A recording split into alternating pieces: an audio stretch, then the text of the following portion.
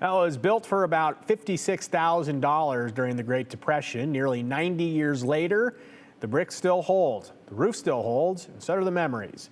In Weiser, there's a gym where the Noise once nicknamed it. And as Hunter Funk explains, it's where the state now says the history is worth preserving.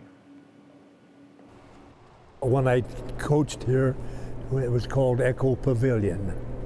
Because of the noise. Yeah. Talk to the people who played in the gym, built in 1937. The sound hits you first.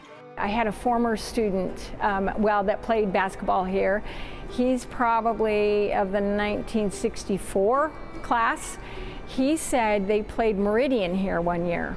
And Meridian was a pretty good team, bigger school than Weiser, but we had a pretty good team that year. All the bleachers were full. It was unreal. He said our coach would call a timeout and we couldn't hear him. He had to draw and write to what he was saying. And by the way, Weiser beat them by 3 points, 67-70. Wins that are still held over the heads of their rivals. The Weiser High School gym was where the town showed up. In the community, the high school kids, grade school kids, and the folks, moms and dads and grandma and grandpas, they'd be standing out looking in the doors, you know. It was a great place for Weiser and for the kids. Basketball before the three-point line, before dunking, before rolling the ball was legal. It hasn't changed much other than a lot of guys dunk the ball now, and they didn't. Nobody in junior high dunked it. And it wasn't just sports. There were square dances, fiddle festivals, even the Harlem Globetrotters. So many memories here. Like I said, I couldn't even start to tell you my favorite one. There's a couple that I really like, but I don't dare tell you. That's the thing about this building. It kept collecting stories. And now, nearly 90 years later, the state of Idaho is stepping in to help make sure it keeps them. The State Historic Preservation Office traveled to Weiser to kick off a project to list the Weiser Middle School Gymnasium on the National Register of Historic Places. Our office gives away approximately $100,000 a year to local communities to advance the causes of historic preservation in their community. They determine what their project might be, they apply for grant funds. It is a competitive program, not guaranteed success, but when we can, we fund as many as we can, about a dozen each year.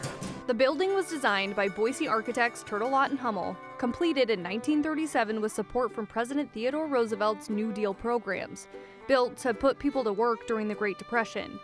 It started as the Weiser High School gym. Well, during Snowmageddon, all of our other roofs leaked. This building did not leak. I mean, built in 1937, it's one of our oldest, it is the oldest building in our school district, and yet it's the one that held up the best. Today, it still serves students and the community as part of Weiser Middle School. And despite its age, the goal of the historic listing isn't to freeze the building in time, it's to recognize its value and to help preserve it for what comes next. This would be one that I would say no. We need to keep this one and put money into it to preserve it, but absolutely honor it for what it is, because this is a beautiful building.